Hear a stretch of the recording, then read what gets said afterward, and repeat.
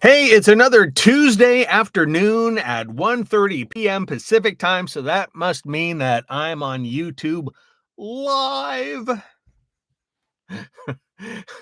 How's it going? I hope everybody's doing well, and thanks for joining me. Um, just to let you know, there's a little bit of a family thing going on today, and if I have to bail out on this live stream to take a phone call, that's why. It's a possibility. So anyway, stuff's going on, right? It's life. Oh boy. Anyway, I hope everybody's doing well. Hope everybody's having a good summer so far. Are you experiencing some summer doldrums? I am, but that's okay. It's allowing me to put a little attention into other things, work related and not work related. Summertime's I always have a list as long as my forearm of household projects to do, and I'm into it. Anyway, I wanted to share a little bit of my experiences in voiceover coaching, but from the coach's side, not my experiences with other coaches as a student, but from my side, coaching other people. And just a couple things in case you haven't worked with anybody yet. Here are a couple things. Well, a couple observations that I've found. Sorry, I've got an itchy foot. um, it's funny. Um, First of all, I've been fortunate to help a lot of people with various types of performances, and it's really fun. I always have a good time. I like to some. It's funny. Different coaches have different approaches. I like to keep things fun if I can. That doesn't mean that there won't be some hard work and some potentially uncomfortable situations that come into play because I ask actors to be challenged, to be open to be challenged a little bit. But others have very different approaches. Some are very, kind of like have an approach that they're gonna break you all down in order to build you back up again. And I'm sure that that approach is. I've never worked with anybody like that, not really,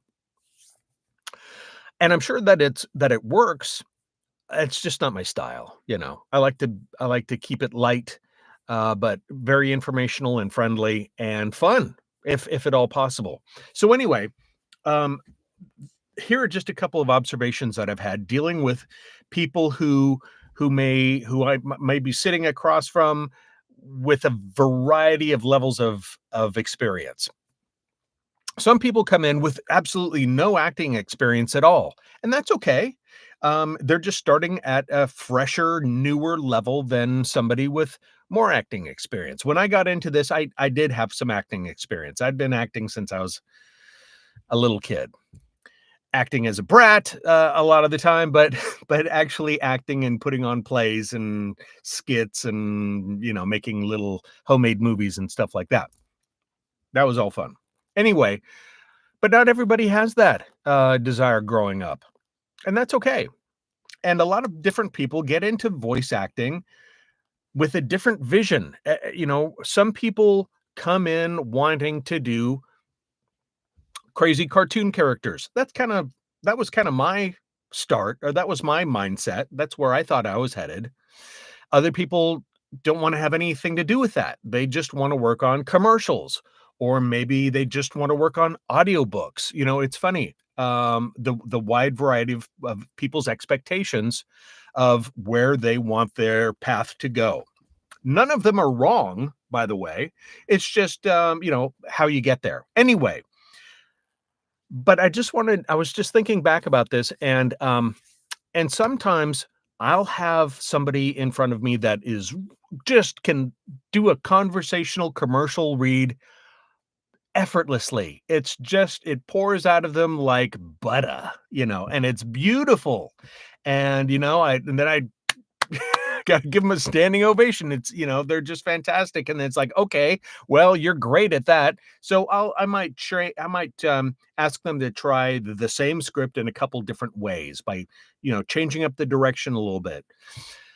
But then if I try to put them in front of something that requires them to be Oh, more character driven, something beyond themselves or a version of themselves. Ooh, they stiffen up. They're not used to that. That is starting to pressure their comfort zones, and that's okay. It's really funny how, but conversely, let me just back up there. Conversely, I will also be working with somebody on character reads, and they're fantastic, and they bring so much dynamic range of performance to their voiceover, and it's fantastic to listen to and to watch. And then when I try to sit them down in front of, say, like an explainer video read, they really stiffen up, and it's really uncomfortable for them to do that. It's just funny what people are comfortable with and what people are not comfortable with, and to encourage people to be open to try these things. It may feel uncomfortable, it may be awkward, it may test your self-confidence a little bit, but in the end, stretching your boundaries, pushing those boundaries, and taking on different character roles, even if it's something just very kind of, you know, very much like yourself, it's really important because it just makes you a better actor, with a broader range, and that's what keeps you busy. Having a broad range helps to keep you busy if you can do a wide variety of things, and that's it's important. I mean, there are a lot of people that are sort of, they think of themselves as one trick ponies. Well, if that's you, well, try to gain some new tricks. Try to be trickier. Try to have some more tricks up your sleeve, Um, because the more that you can do, the more that you can pull off, the more that you can try to satisfy somebody's voiceover brief, the better. They'll just keep coming back to you for different things. I have done, short projects, in one style, but showed some range, either in my audition or the takes that I gave them that interested them enough to say, "Hey, do you think you could pull off this kind of a thing?" And then I talked with them about it, and try to pin down exactly what they're looking for, and give them a couple sample takes to see if I'm close.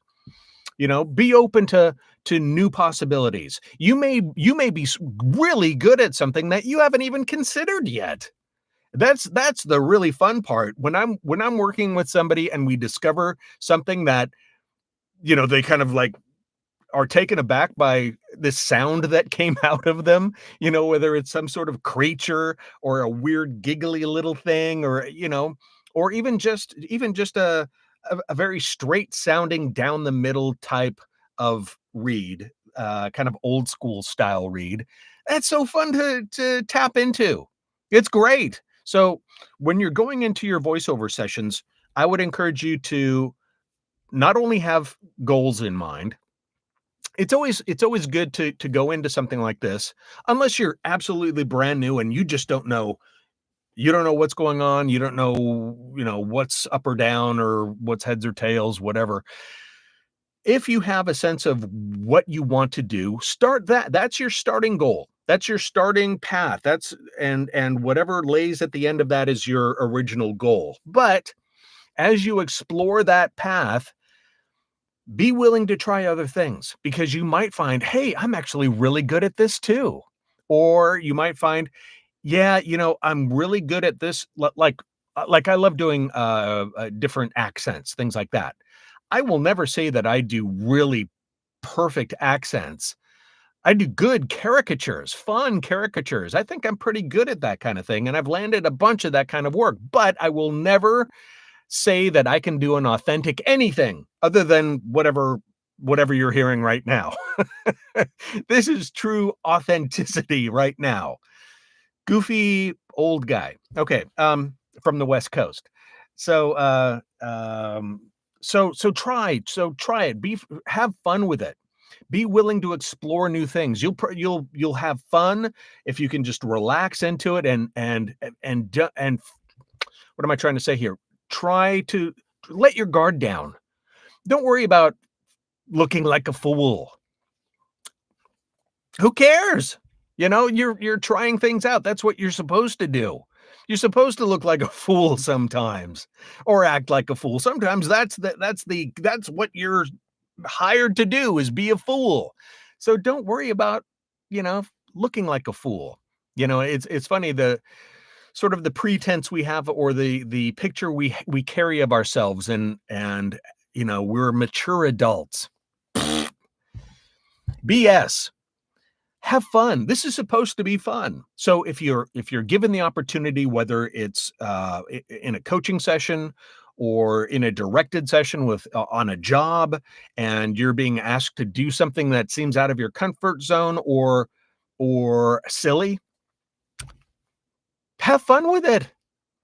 I mean, that's such a overused term. Have fun with it. Just have fun with it. Well, well, in this case, I mean it. This is supposed to be fun. It's don't take it so seriously. So anyway, um, I hope this message has given you a little insight of what it's like to be on this side of a coaching session. And if you have any questions or comments, please feel free to leave them down in the conversation box below. And yeah, please join me next Tuesday right here, 1:30 p.m. Pacific time. I'll be live here again. Happy to take any questions or comments or anything else. And I'm sure I'll have a video or two out before that. And that's it. All right, you guys. Thanks for joining me. Have a great day. Bye.